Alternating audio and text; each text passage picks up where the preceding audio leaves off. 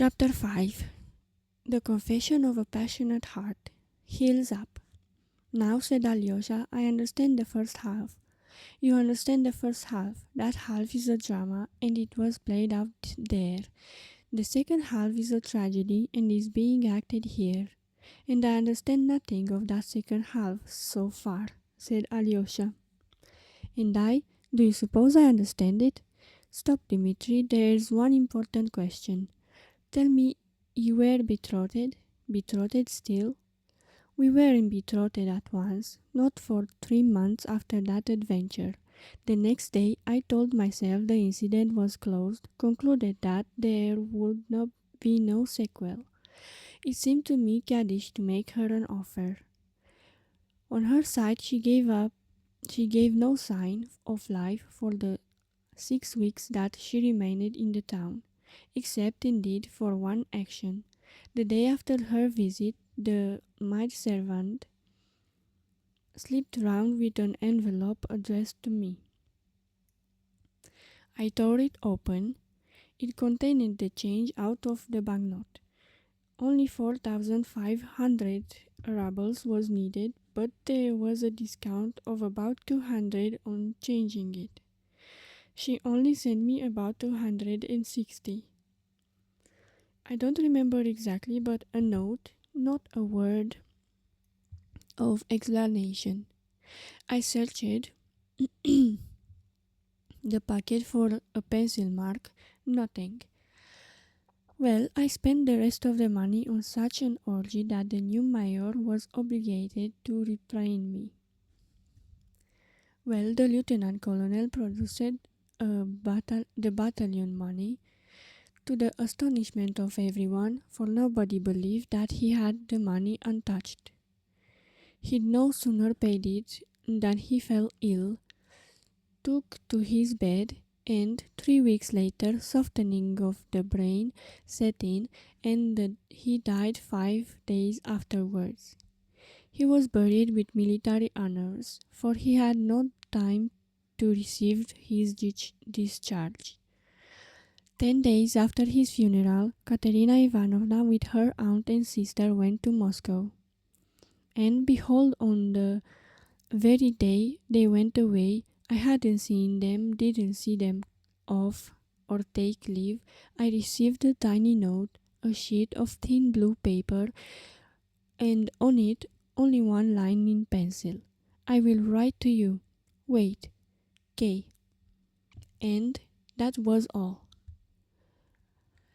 I will explain the rest now in 2 words. In Moscow, their fortunes changed with the swiftness of lightning and the unexpectedness of an Arabian fairy tale. That general's widow, their nearest relation, suddenly lost the 2 nieces who were her heiresses, and next of kin both died in the same week of smallpox. The old lady, prostrated with grief, welcomed Katya as a daughter, as her one hope, clutched at her, altered her will in Katya's favor. But that concerned the future. Meanwhile she gave her, for present use, 80,000 rubles, as a marriage portion, to do what she liked with. She was an hysterical woman. I saw something in her in Moscow later. Well, suddenly I received by post 4,500 rubles. I was speechless with surprise, as you may suppose. 3 days later came the promised letter. I have it with me now. You must read it. She offers to be my wife, offers herself to me. I love you madly, she says. Even if you don't love me, never mind. Be my husband. Don't be afraid. I won't hamper you in any day and in any way. I will be your chattel. I will be the carpet under your feet. I want to love you forever. I want to save you from yourself. Alyosha, I am not worthy to repeat those lines in my vulgar words and in my vulgar tone, my everlastingly vulgar tone that I can never cure myself of. That letter stabs me even now. Do you think I don't mind? That I don't mind still? I wrote her an answer at once, as it was impossible for me to go to Moscow. I wrote to her with tears. One thing I shall be ashamed of forever. I referred to her being rich and having a dowry while I was only a stuck-up beggar. I mentioned money. I ought to have borne it in silence, but it slipped from my pen. Then I wrote at once to Ivan and told him all I could about it in a letter of 6 pages and sent him to her. Why do you look like that? Why are you staring at me? Yes, Ivan fell in love with her. He's in love with her still. I know the saving of us all now. I did a stupid thing in the world's opinion, but perhaps that one stupid thing may be the saving us. Oh, don't you see what a lot she thinks of Ivan? How she respects him? When she compares us, do you suppose she can love a man like me, especially after all that has happened here? But I'm convinced that she does love a man like you, and not a man like him. She loves her own virtue, not me. The words broke involuntarily and almost malignantly from Dmitri. He laughed, but a minute later his eyes gleamed. He flushed crimson and struck the table violently with his fist.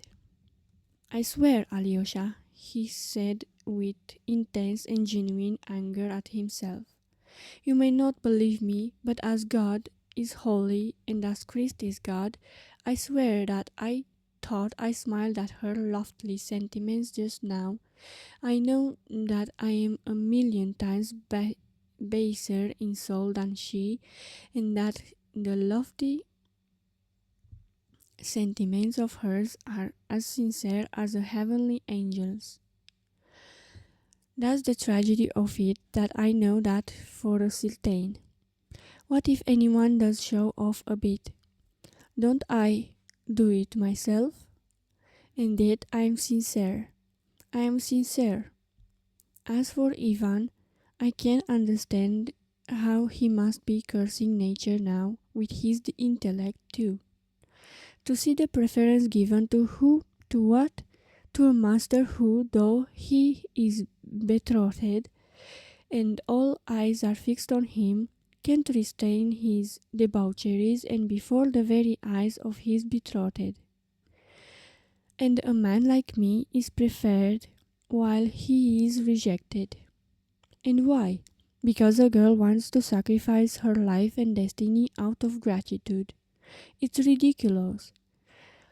I've never said a word of this to Ivan, and Ivan, of course, has never dropped a hint of the sort to me. But destiny will be accomplished, and the best man will hold his ground while the undeserving one will vanish into his back alley forever, his filthy back alley, his beloved back alley, where he is at home and where he will sink in filth and stench at his own free will and willed enjoyment. I've been talking foolishly. I have no words left. I use them at random, but it will be as I have said. I should drown in the back alley, and she will marry Ivan. Stop, Dmitri, Alyosha interrupted again with great anxiety. There's one thing you haven't made clear yet. You are still betrothed all the same, aren't you? How can you break off the engagement if she, your betrothed, doesn't want to? Yes, formally and solemnly betrothed. It was all done on my arrival in Moscow with great ceremony, with icons, all in fine style. The general's wife blessed us, and would you believe it, congratulated Katya. You have a good choice, she said. I see right through him. And would you believe it, she didn't like Ivan and hardly greeted him. I had a lot of talk with Katya in Moscow. I told her about myself, sincerely, honorably. She listened to everything. There was sweet confusion. There were tender words. Though there were proud words too. She wrung out of me a mighty promise to reform. I gave my promise, and here. What? Why I called you and brought you out here today, this very day, remember it, to send you, this very day again, to Katerina Ivanovna, and to tell her that I should never come to see her again. Say, he sends you his compliments. But is that possible? That's just the reason I'm sending you in my place, because it's impossible. And how could I tell her myself? And where are you going? To the Black Alley. To Grushenka, then? Alyosha exclaimed mournfully, clasping his hands. Can Rakitin really have told the truth? I thought that you had just visited her, and that was all. Can a betrothed man pay such visits? Is such a thing possible, and with such a betrothed, and before the eyes of all the world? Confound it, I have some honor. As soon as I began visiting Grushenka, I chanced to be betrothed and to be an honest man. I understand that. Why do you look at me? You see, I went in the first place to beat her.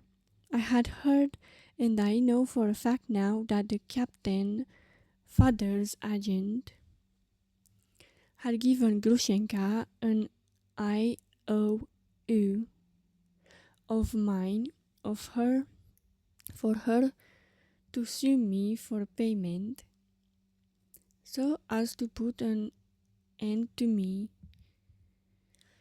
They wanted to scare me. I went to beat her. I had had a glimpse of her before. She doesn't strike one at first sight. I knew about her old merchant, who's lying ill now, paralyzed, but he's leaving her a decent little sum. I knew too that she was fond of money, that she hoarded it and lent it at a wicked rate of interest, that she is merciless, cheat, and swindler. I went to beat her, and I stayed. The storm broke, it struck me down like the plague. I'm plague stricken still, and I know that everything is over, that there will be never anything more for me. The cycle of the ages is accomplished. That's my position. And though I'm a beggar, as fate would have it, I had 3,000 just then in my pocket. I drove with Grushenka into Mokroe, a place 25 versts from here. I got gypsies there and champagne, and made all the peasants there drunk on it, and all the women and girls. I sent the thousands flying. In 3 days' time I was stripped bare, but a hero. Do you suppose the hero had gained his end? Not a sign of it from her. I tell you that rogue Grushenka has a supple curve all over her body. You can see it in her little foot, even in her little toe. I saw it and kissed it. But that was all, I swear. I'll marry you if you like, she said. You are a beggar, you know. Say that you won't beat me and I will let me do anything I choose. And perhaps I will marry you. She laughed and she is laughing still. Dmitri leaped up with a sort of fury. He seemed all at once as though he were drunk. His eyes became suddenly bloodshot. And do you really mean to marry her? At once, if she will. If she won't, I shall stay all the same. I will be porter to her. I will be porter at her gate. Alyosha, he cried. He stopped short before him and taking him by the shoulders began shaking him violently. Do you know, you innocent boy, that this is all delirium, senseless delirium? For there's tragedy here. Let me tell you, Alexei, that I may have be a low man with low and degraded passions, but a thief and a pickpocket Dmitri Karamazov never can be. Well then, let me tell you that I am a thief and a pickpocket. That very morning, just before I went to beat Grushenka, Katerina Ivanovna sent for me and in instinct secrecy, why I don't know, I suppose she had some reason, asked me to go to the chief town of the province and to post 3,000 rubles to Agafya Ivanovna in Moscow, so that nothing should be known of it in the town here. So I had that 3,000 rubles in my pocket when I went to see Grushenka, and it was that money we spent on at Mokroe. Afterwards I pretended I had been to the town, but did not show her the post office receipt. I said I had sent the money and would bring the receipt, and so far I haven't bought it. I've forgotten it. Now, what do you think you are going to her today to say? He sends his compliments, and she will ask you, what about the money? You might still have said to her, he's a degraded sensualist and a low creature with uncontrolled passions. He didn't send your money then, but wasted it because, like a low brute, he couldn't control himself. But still, you might have added, he isn't a thief, though. Here is your 3,000. He sends it back. Send it yourself to Agafya Ivanovna. But he told me to say he sends his compliments. But as it is, she will ask, but where are the money? Mitya, you are unhappy, yes, but not as unhappy as you think. Don't worry yourself to death with despair. What do you suppose? I'd shoot myself because I can't get 3,000 to pay back? That's just it. I shan't shoot myself. I haven't the strength now. Afterwards, perhaps. But now I'm going to Grushenka. I don't care what happens. And what then? I'll be her husband's if she design to have me, and when lovers come, I'll go into the next room. I'll clean her friends' goloshes, blow up their samovar, run their errands. Katerina Ivanovna will understand it all, Alyosha said solemnly. She will understand how great this trouble is and will forgive. She has a lofty mind, and no one could be more unhappy than you. She will see that before herself.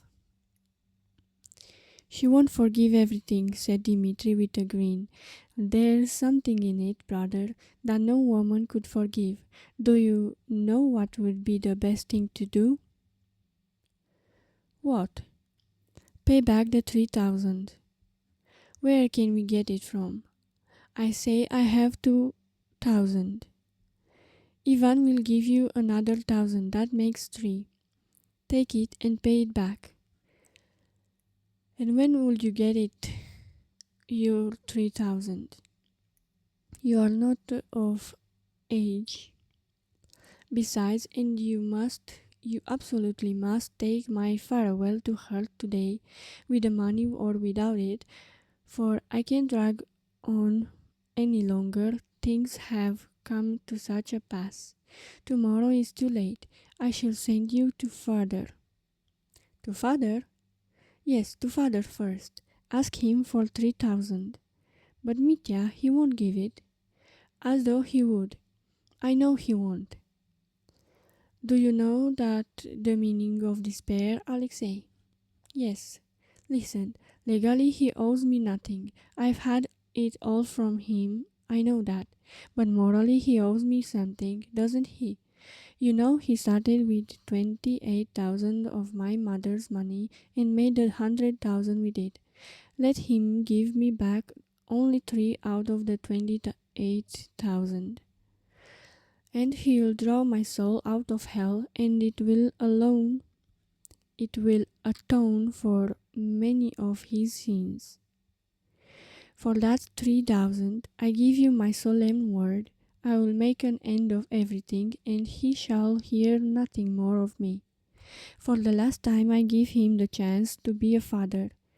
Tell him God himself sends him this chance. Mitya, he won't give it for nothing, for anything. I know he won't. I know it perfectly well, now especially. That's not all. I know something more.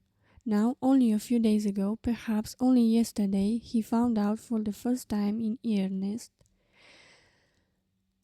underline in earnest, that Grushenka is really perhaps not joking and really means to marry me. He knows her nature, he knows the cat. And do you suppose he's going to give me money to help to bring that about when he's crazy about her himself? And that's not all either. I can tell you more than that.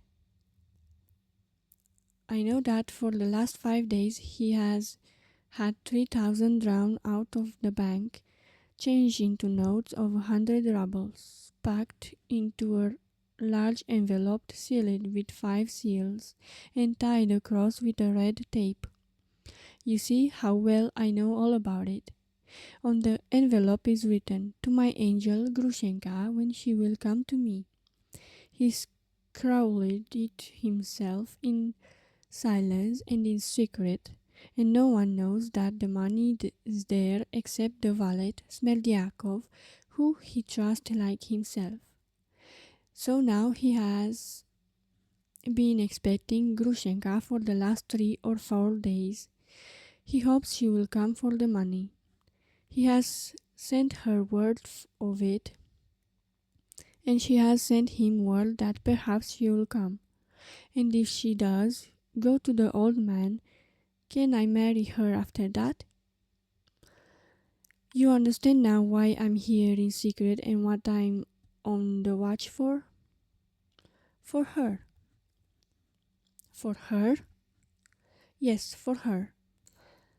Foma has a room in the house of these lots here. Foma comes from our parts. He was a soldier in our regiment. He does jobs for them. He's a watchman at night and goes grouse shooting in the daytime, and that's how he lives. I have established myself in his room. Neither he nor the woman of the house know the secret, that is, that I am on the watch here. No one but Smeldyakov knows then? No one else. He will let me know if she goes to the old man. It was he, he told you about the money, isn't it? Yes, it's a dead secret. Ivan doesn't know about the money or anything. The old man is sending Ivan to the Chermashnia on a 2 or 3 days journey. A purchaser has turned up for the copse. He will give 8,000 for the timber. So the old man keeps asking Ivan to help him by going to arrange it. It will take him 2 or 3 days. That's what the old man wants, so that Grushenka can come while he is away. Then he's expecting Grushenka today? No, she won't come today. There are signs she's certain not to come, said Mitya suddenly. Smerdyakov thinks so too. Father's drinking now. He's sitting at table with Ivan. Go to him, Alyosha, and ask for the 3,000. Mitya, dear, what's the matter with you? Cried Alyosha, jumping up from his place and looking keenly at his brother's frenzied face. For one moment, the thought struck him that Dmitri was mad. What is it? I'm not insane, said Dmitri, looking intently and earnestly at him. No fear, I am sending you to father, and I know what I am saying. I believe in miracles. In miracles? In a miracle of divine providence. God knows my heart. He sees my despair. He sees the whole picture. Surely he won't let something awful happen. Alyosha, I believe in miracles. Go. I am going. Tell me, will you wait for me here? Yes, I know it will take some time. You can't go at him point blank. He's drunk now. I'll wait 3 hours, 4, 5, 6, 7. Only remember you must go to Katerina Ivanovna today, if it has to be at midnight, with the money or without the money, and say, he sends his compliments to you. I want you to say that verse to her. He sends his compliments to you. Mitya. And what if Grushenka comes today, if not today, on the next day? Grushenka? I shall see her. I shall rush out and prevent it. And if there's an if, it will be a murder. I couldn't endure it. Uh, who will who will be murdered? The old man. I shan't kill her. Brother, what are you saying? Oh, I don't know. I don't know. Perhaps I shan't kill, and perhaps I should. I'm afraid that he will suddenly become a loathsome to me with his face at that moment. I hate his ugly throat, his nose, his eyes, his shameless snigger. I feel a physical repulsion. That's what I'm afraid of. That's what may be too much for me. I will go, Mitya. I believe that God will order things for the best, that nothing awful may happen. And I will sit and I will wait for the miracle. And if it doesn't come to pass... Alyosha went thoughtfully towards his father's house.